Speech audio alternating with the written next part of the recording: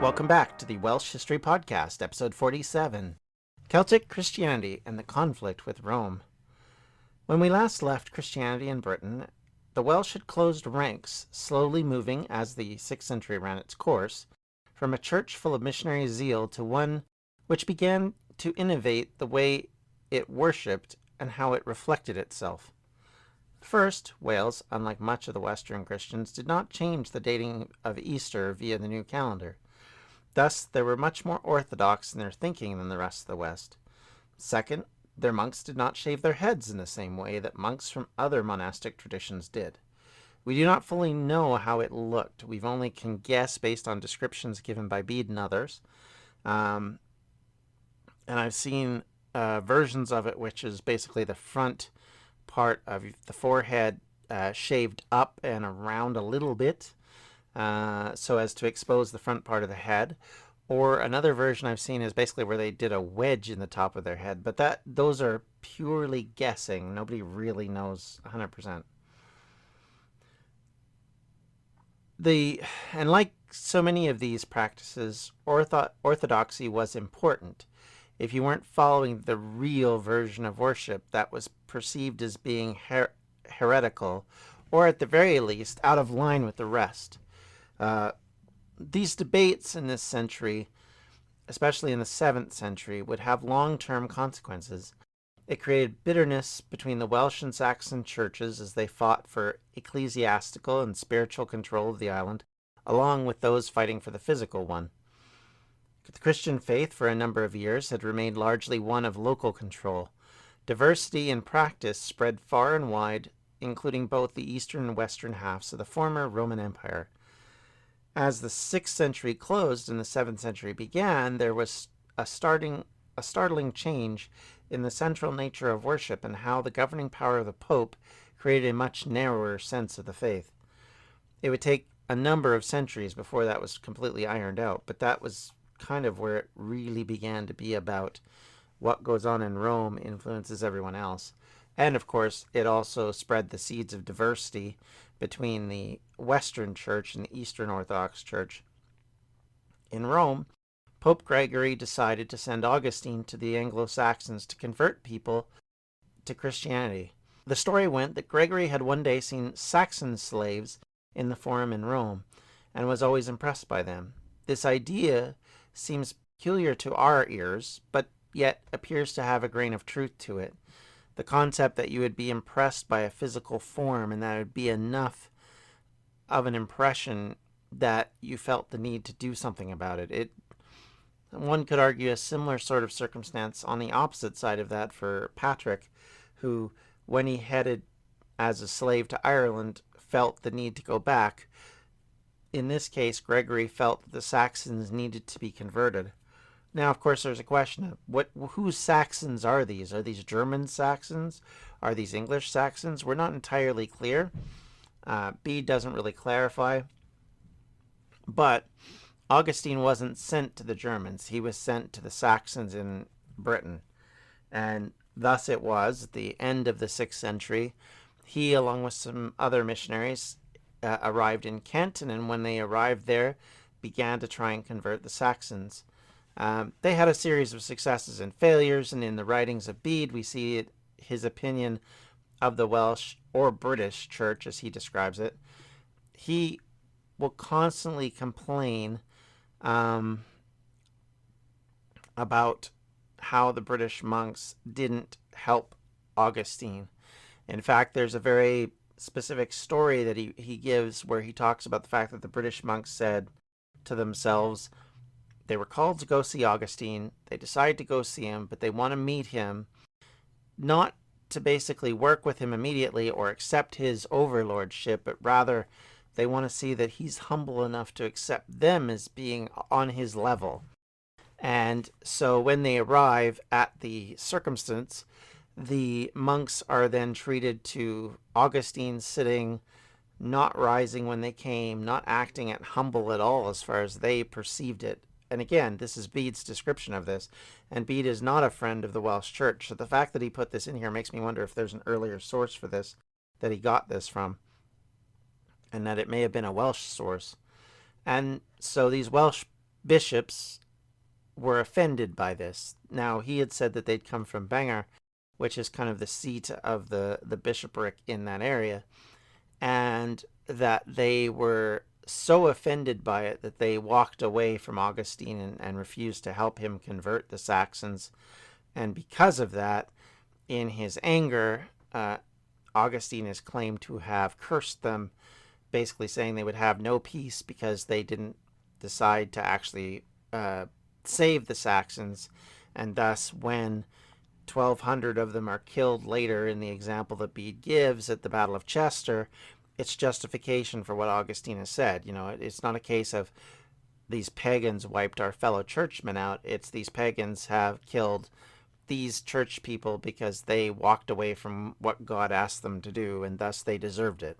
Which is kind of a common thread in the biblical stories, the idea that non-believers are the ones who punish the believers. Jesus is punished by Romans, not by Jews, his own people.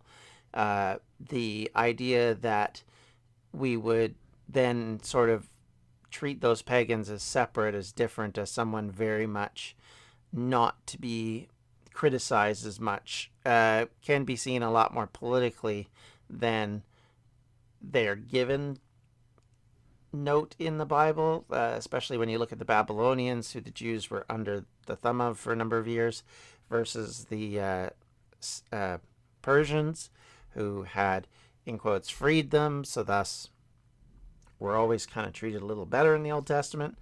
And then in the New Testament, you have the fact that the Romans are both the enemy and Satan and, you know, these poor pagans who we need to tell and Christianize. So there's always this push and pull of these kind of ideas. So that kind of thing works for Bede's favor. You know, it's a way of saying that the pagans became the judgment of God upon them. So it's a very petty situation. It goes on through these kind of things where, you know, the wrath of God is upon you because you did something wrong. And so we'll make sure you pay for it. And we can talk about this all day, but that's kind of where that story ends. But the key point of all this is, and I think one of the things that we should take away from this, is that there was a division between what each Christian Catholic faith in Britain upheld.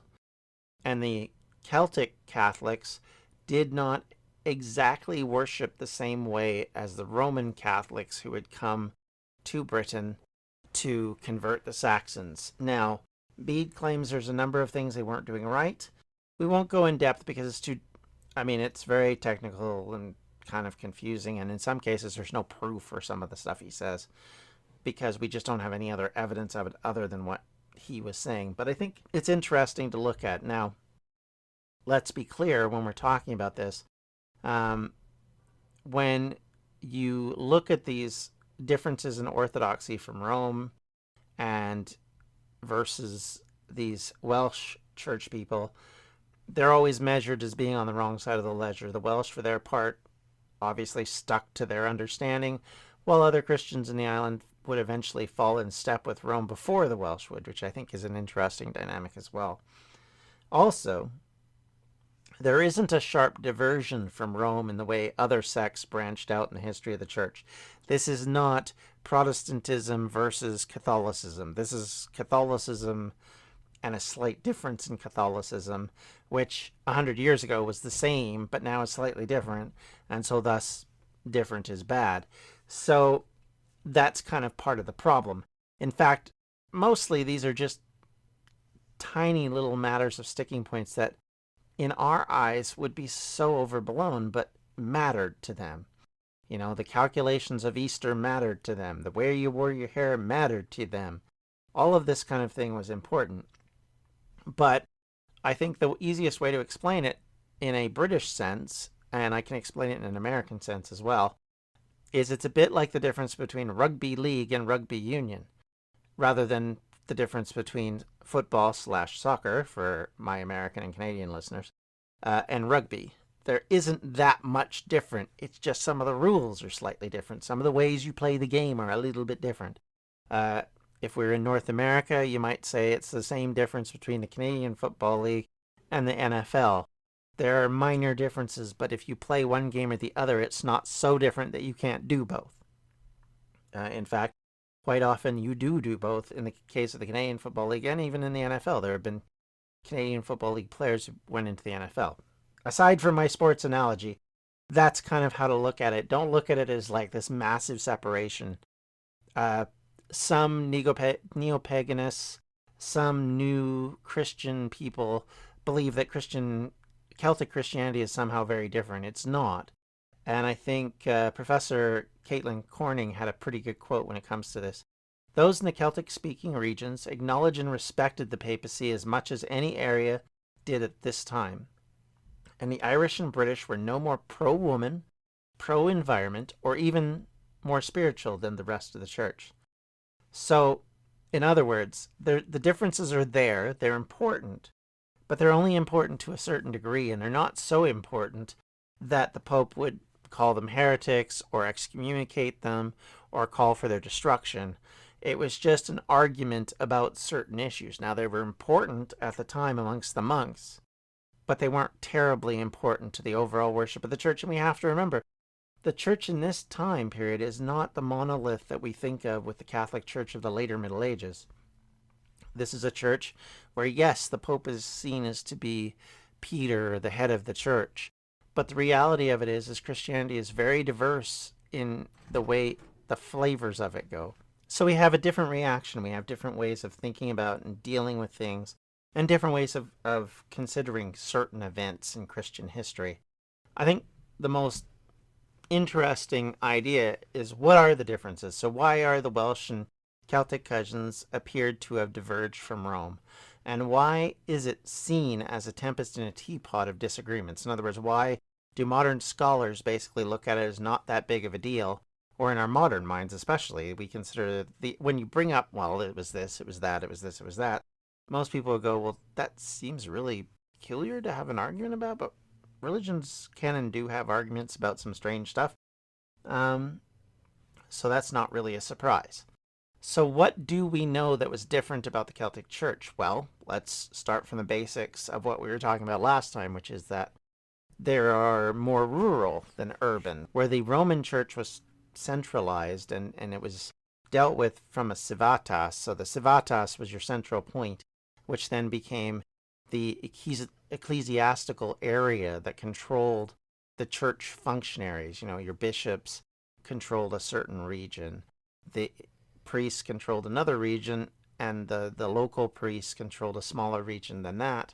But they were all based around a very urban way of life. Well, that way of life had ended in Wales early in the end of the Roman Empire, and may have ended before the Roman Empire itself ended, or may have never really been, especially in the northern half, where we don't really have lots of evidence of settlement outside of Chester in the north, and in the south, that's only really in certain areas. So in West Wales, and especially in North Wales, you didn't have that kind of thing. And we talked a few weeks back about the importance of the llan, or the central point, or the burial area, or things that were significant to the old gods now became important to the church. And so in doing so, it became a much more rural church. Things were built up in the rural areas. Control was centralized around rural environments, about small communities, not about big ones. And even as they developed Bangor and St. David's in the south, you still were based in small communities. These were not massive centers of learning, at least as far as the rest of the population went. The monks certainly were developing a level of understanding, but they weren't the same. I mean, you think about, if you've ever seen it, near Aberystwyth, there's a place called Strata, Florida, which will become much more important to our story later. That area is off in the middle of nowhere, and of course this is from a different monastery and a different period of time, but I think to a degree it had a similar structure. David preached the idea that you would be isolated, that you would be very, very rudimentary in how you did things. You didn't use animals to grow food. You didn't use, anybody else's help to do anything. There was no slaves. There was no poor working for you, you worked for them. And so that mentality was a little different from the rest of the church. It's not to say that there wasn't that going on. It's just that if you look at the actual functional central parts of the church in Rome, and those that came out of Gaul especially, which is where these monks were coming from, they were not believers in that style of church. They had grown up with the Civitas style, and they were more attached to it and more drawn by it. Now, another difference, of course, is the art style, which in every local area was a little bit different. But I mean, we know if you've seen a Celtic cross, you know that doesn't look like a normal cross. The way that Celtic art was utilized was taking an old pagan form and creating it into a Christianized form. And so again, differed a little bit. That isn't critical to an argument, not important, obviously, because everybody differs in their style to some degree. However, the ones that really matter and the real arguments are around Easter. And this is where Bede focuses most of his upset at the British Church in not following what they were following. And this goes for the British Church in Ireland. British Church, I'm saying in Ireland. The Irish Church, I should say. The British churches in Scotland and the British churches in Wales and probably in Cornwall as well. You have a following of Easter. Now, why do they have this debate about when Easter is positioned? It turns out the debate comes around not because of the specification about Easter, but rather around when the equinox is. And the reason for this is because at the Council of Nicaea, which was in 325 AD, we're going to throw some dates and locations at you. If you can bear with me, this will clarify. There is a major council. This was a council that decided a number of different things, including gave us the first understanding of what the Trinity is. But what it also did was it dedicated a date to when Easter was to be observed. Now, why did they do that? In part because they were getting tired of people following the Jewish system of Passover, because in the old Roman system, the old Roman calendar, the end of the year was actually April 1st. So if you followed the Jewish lunar calendar, you would end up with Easter possibly happening twice a year effectively, because it would happen in March and then it would happen again, or happen in April, I should say, and then happen again in March. So then you had this dynamic of having two Easters on a year, which was scandalous. So they immediately nixed that idea. So they wanted to have it after April 1st so that it would always fall in that concept. Now, the equinox, at least initially, was believed to be on March 25th. This works very neatly if you believe that Christmas, December 25th, is when Christ was born. And at that point, of course, everybody did. So the concept is that he was conceived on March 25th, born on December 25th. The symmetry is beautiful, and as we know in religion, symmetry sometimes overwrites reality. So that worked very well for everyone, and they all thought it was a great idea until somebody went, no, the equinox is actually the 21st of March, not the 25th of March. And they started to change how the calendar was kept. And they also started to make these things called tables, which were supposed to help let everyone know how to calculate Easter. And each of these tables were based around March 21st or March 25th. In the Celtic tradition, they had taken up the March 25th position and had based their calendar on a very convoluted system, which apparently is actually only local to the Celtic Church. Their calculations were based on a really interesting system, which I, again, don't want to go into here because it's really, really confusing. Even as you read it, you start to find, unless you're really interested in that kind of thing, then you'll want to look more into this. But the idea is that you would have this calendar, and this calendar would tell you, this is the date to worship Easter. Much like we do in our modern calendars, where all of this stuff is in advance told. You can look on Google and say, when's Easter 2027? It'll tell you. Or you can even do it in advance of that as far as you want. But back then, it was important to have that in advance because, of course, communications were not what they once were. So if the Pope says, hey, everybody, it's Easter, by the time they find out about that in Britain, it could be sometime in, May. So for them, that was a big deal. So they tried to calculate it based on these tables.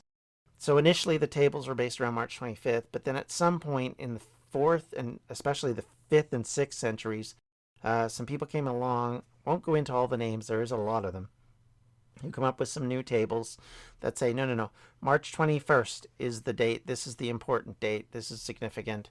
And from here on out, we will now calculate when the Passover, or really Easter, is. And it based on that is how they calculated Easter.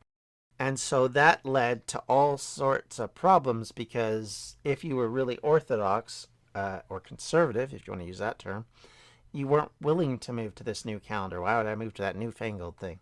And so that's where the debate began, because the Celtic Church still used the old calendar, and that was perceived to be wrong. Now, the other interesting discussion is the tonsure, the head shavings, because monks, as we know them, are based on the Roman Catholic style, which is to shave the crown of your head completely bald. The reason for that is it's supposed to the fringe of your hair was supposed to represent the crown of Christ, the thorns that were placed on his head at the crucifixion. That was important to those monks. As I said earlier, the Celtic Church had a slightly different version of that, which was all very not based around that idea. One of the big debates that Bede focuses on in the Council of Whitby is the idea that this is a counterfeit version of worship, that it is based off of a character in the Bible who tried to imitate Christianity without success, was just a magic guy who was seen as a bit of a charlatan, and his name was Simeon. And so they justify it by saying that the Celtic version was the Simeon version. And so how dare they use that? They're not using Peter's version, they're using Simeon's version. Isn't that wrong? Isn't that terrible? Isn't that heretical? And again, this is such a debate. This is like one of those debates you get in cultures where, like, if you think about the nerd culture that I belong to quite vigorously, where they'll debate, oh, Captain Kirk is better than Captain Picard, blah, blah, blah, blah. Those kind of debates, like, they're really, really obscure, and people get really upset and really committed, and this is what we see with Bede. He is committed to the idea that they are wrong, and there's nothing you can say that's going to change that, and they're going to pay for being wrong. And that's where he goes back to this whole idea that Augustine said, these guys are going to pay for it because they're wrong. They're bad. They're not doing things the way they're supposed to. He also mentions some form of baptismal rite that's slightly different, but there's nobody who can explain what that was, what it meant, how it was different. Were they doing immersion when everybody else was doing sprinkling? I don't really know, because immersion was still pretty common, where you'd actually put your full body underwater, even at that point. So it's really vague at this stage as to what was going on with that. Now, of course, local politics falls into this whole discussion. This is the Welsh. The Welsh want control of the church. They don't want to give it up to a bunch of, Christians come lately, to put it bluntly.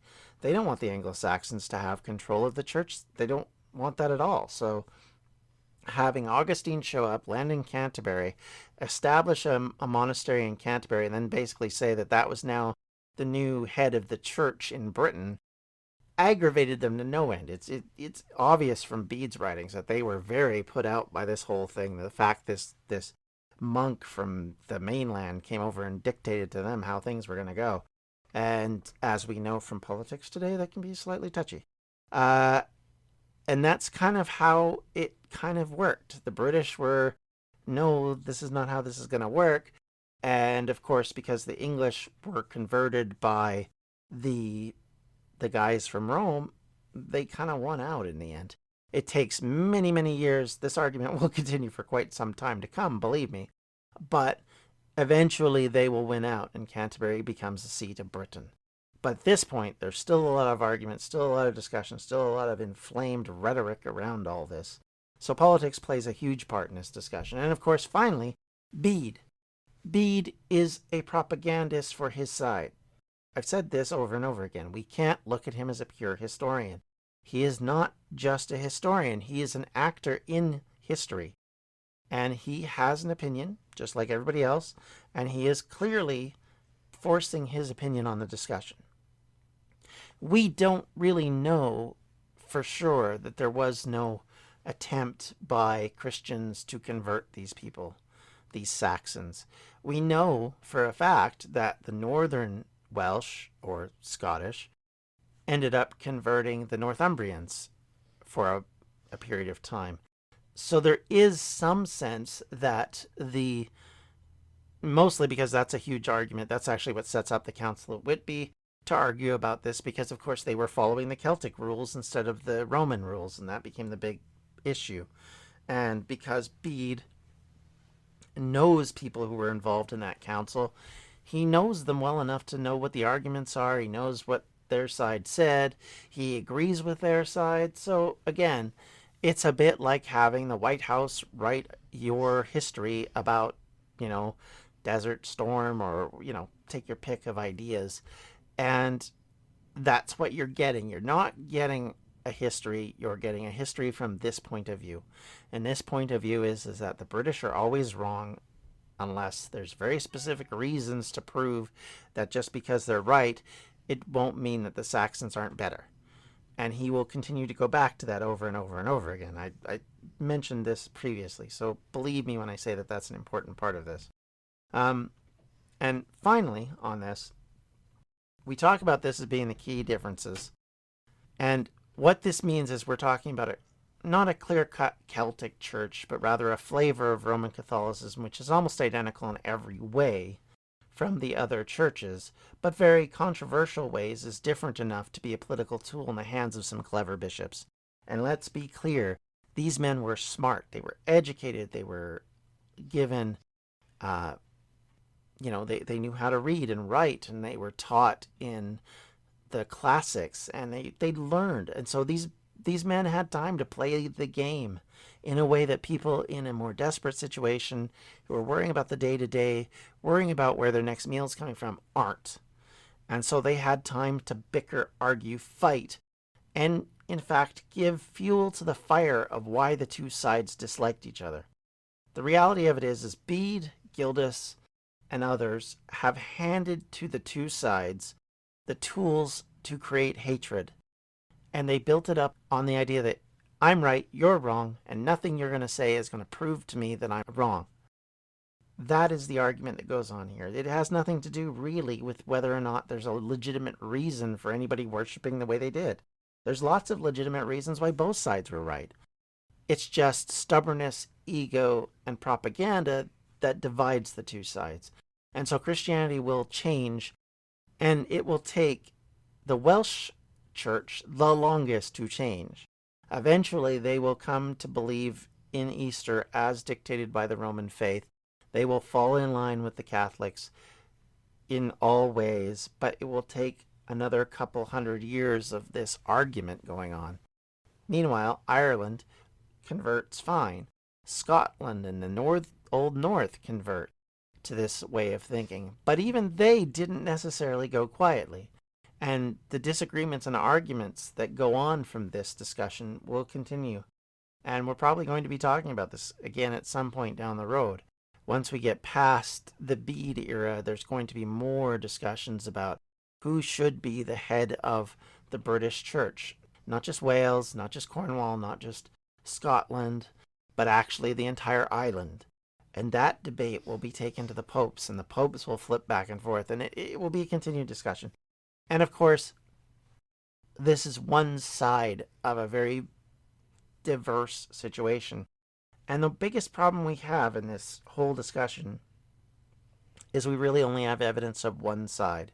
The Saxons, with Bede, wrote down what was going on. The Welsh, from all we can see, either didn't or we just don't have it. And so thus we don't have their opinions past Gildas until another 100 years or so past that. And unfortunately, that will color our opinions. It'll color a lot of what we understand. But make no mistake, these divisions are the reason why these two groups will bicker and fight for a long time to come. Thank you, everybody, for listening. If you have any comments or concerns, you can direct them to me at welshhistorypodcast@gmail.com. You can reach me on Twitter on welshhistorypod. You can also contact me via facebook.com/welshhistorypodcast. And hey, if you send me a personal message on there, I will respond as best I can. If you have any questions, more than happy to answer them.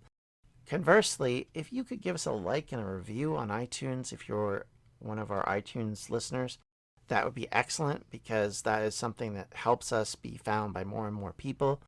I appreciate everything everyone's doing, and I hope to talk to you later. Anyway, take care, everybody. Bye. This has been a Distractions Media production. For more information, you can check out everything we do at distractionsmedia.com.